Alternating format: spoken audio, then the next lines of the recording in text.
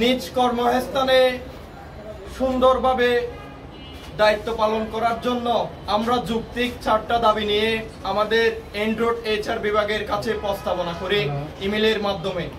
দীর্ঘ 1 মাস 15 দিন মেইলের মাধ্যমে তথ্য আদান প্রদানের মাধ্যমে আমরা ওনাদের সাথে আমাদের 6টা department shelter, NFI, LPG, NPM, SMSD, site development, production, এই 6টা ডিপার্টমেন্ট ওনাদের সাথে আমরা বৈঠকে বসি কক্সবাজার পৌরসভাতে।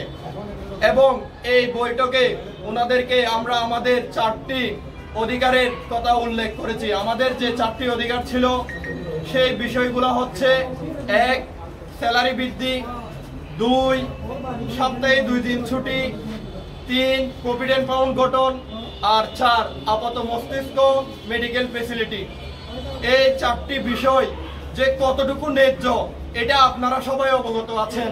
এই শান্তিপূর্ণ কর্মসূচি 4টা দাবি জন্য ইন্ডুর চেয়ারম্যান আমাদের সাথে এসে বসে তিনি আমাদের দাবিগুলো লিখে নিয়েছিলেন। তিনি আমাদের দাবিগুলো লিখে নিয়ে এসে আমাদেরকে আশ্বস্ত করেছিলেন যে আপনাদের 4টা দাবি থেকে আমরা হায়ার ম্যানেজমেন্টের সাথে কথা বলে আপনাদেরকে জানাবো। আপনারা এখানে আর কর্মসূচি না দিয়ে আপনারা নিজ নিজ কর্মস্থলে রোববারে ফিরে যাবেন।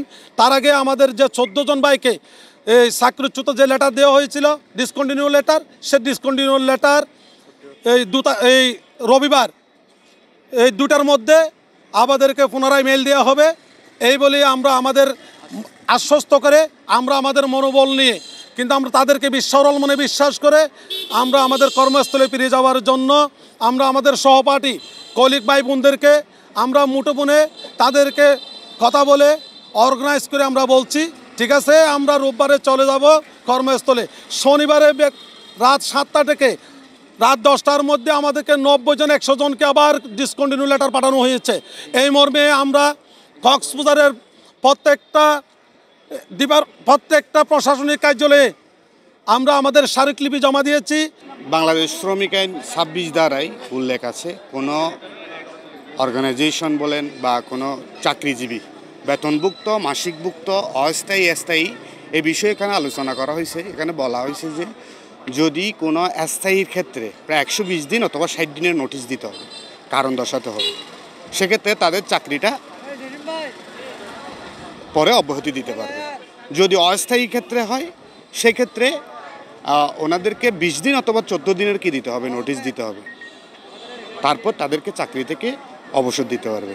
কিন্তু আমি যতটুকু এই থেকে জানতে পারলাম ওদেরকে বিনা নোটিশে ওদের যে কোনো কার্যক্রমে যদি সন্তুষ্ট না হয় অর্গানাইজেশন সেক্ষেত্রে ওদের কারণ দর্শানো সব কিছু দেওয়ার পরে তাদের চাকরি থেকে অব্যাহতি দেওয়ার আমি মনে করি সুযোগ আছে আইনের ক্ষেত্রে। কিন্তু এটা কেন অর্গানাইজেশন তাদেরকে কারণ দর্শানো ছাড়া, আমি বুঝলাম এটা কন্ট্রাক্ট, কিন্তু কন্ট্রাক্ট হইলেও তো এটা বেতনভুক্ত, তাদের যে প্রাপ্য সেক্ষেত্রে তাদের এগুলো দেওয়া হোক। আইনে স্পষ্ট বলা আছে যদি তাদেরকে ছাঁটাই করা হয়, যদি অর্গানাইজেশনের অপারগতার মধ্যে ছাঁটাই করা হয় সেক্ষেত্রে তাদেরকে মিনিমাম 1 মাসের বেতন সহ তাদের যে ক্ষতিপূরণ তারা অর্গানাইজেশনকে দিতে বাধ্য। সেক্ষেত্রে আইন আছে, আপনারা অর্গানাইজেশনকে বিষয়টা অবগত করেন, না হলে আইনের পদক্ষেপ নেন। সুজা সাপটা এন্ড্রয়েড এইচআর বিভাগ আমাদেরকে আইএম এর দিকে দীক্ষিত করে এবং পরবর্তীতে যখন আমরা আইএম এর সাথে এইসব বিষয়ে আলাপ আলোচনা করার জন্য বৈঠকে বসতে চাই তখন যেটা করেছে ওনারা সেটা হচ্ছে কি ওনাদেরকে আমাদের বৈঠকে না বসিয়ে পরবর্তীতে মাঠে নামার জন্য ওনারা আমাদেরকে নির্দেশ দেন এবং পরবর্তীতে আমরা মাঠ পর্যায়ে যখন নামি আমরা শান্তিপূর্ণ 3 দিনের কর্মসূচিতে এসেছিলাম। এই শান্তিপূর্ণ 3 দিন কর্মসূচির পেছনে হাত ধরে ওনারা এন্ড্রয়েড এইচআর বিভাগ আমাদের নামে বিভিন্ন ধরনের ব্যাড হ্যাবিট মূলক প্রচারণা ছড়িয়ে RRRC ডিসি মহোদয় বিভিন্ন জায়গাতে ওনারা আমাদের নামে খারাপ মতবাদ করে আমরা গাড়ি ঘোড়া ভাঙচুর করেছি বলেছে, আমরা যেসব ইউএন স্টাফ ছিল এদের গায়ে হাত তুলেছে এই ধরনের বলে আমাদেরকে আখ্যায়িত করে দোষী স্বীকার করেছে। অন্যায়ভাবে চাকরিচ্যুত মানি না, মানব না, চাকরিচ্যুতের জবাব দিতে হবে, দিতে হবে, চাকরিচ্যুতের জবাব দিতে হবে, দিতে হবে। তাহলে আমাদের 14 দিনের আগে জানাতে হবে। তো ওনারা আমাদেরকে ওই নিয়মটা মানে নাই, আমাদেরকে চৌকুস লেটার দেয় নাই যে 14 দিন আগে জানা দেন যে আপনারা চাকরি থেকে মানে টার্মিনেট হচ্ছেন, 14 দিন পরে যেতে পারবেন। এটা কেন হঠাৎ করে আমাদেরকে ওনারা 21 তারিখ তরিকুল ইসলাম আসছিল কোটবাজার সুলতান মাহমুদ তামিম সেন্টারে আমাদেরকে বসানো হয়েছিল। তো 21 তারিখ আমাদেরকে উনি সব আমাদের যে দাবিগুলো ওগুলো সবগুলো নোট করা হয়েছিল। নোট করে উনি বলছে আমি রবিবারে ঢাকা আইএম অফিসে গিয়ে বসবো, আমি ওনাদের সাথে মিটিং করে আপনাদের রবিবার বিকাল 2টার মধ্যে যারা ডিসকন্টিনিউ হয়েছে 13 জনকে ডিসকন্টিনিউ করা হয়েছিল 18 তারিখ। আমরা 4টি দফা নিয়ে আমাদের শান্তিপূর্ণ কর্মবিরতি ঘোষণা করেছিলাম। তার প্রেক্ষিতে ইতিমধ্যে আমরা চেয়েছিলাম দাবি, কিন্তু আমাদের দাবি তো দূরের কথা, ইতিমধ্যে আমাদের 150 শতাধিক সহকর্মীকে চাকরিচ্যুত করা হয়েছে। আমরা আইওএম এবং এনরুট কর্তৃপক্ষের প্রতি দৃষ্টি আকর্ষণ করছি, আমাদের সহকর্মীদের অতি শীঘ্রই চাকরিতে পুনর্বহাল করুন।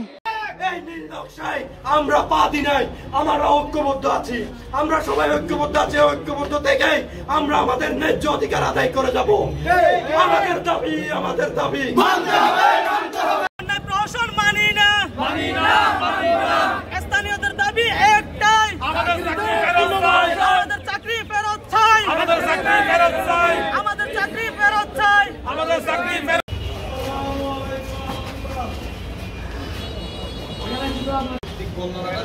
আমরা এখানে